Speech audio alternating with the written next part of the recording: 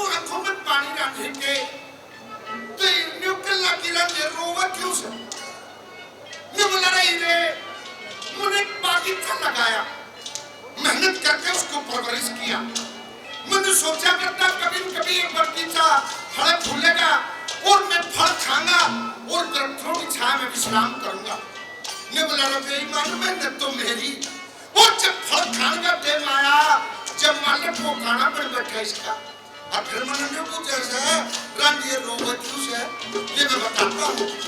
क्या कहा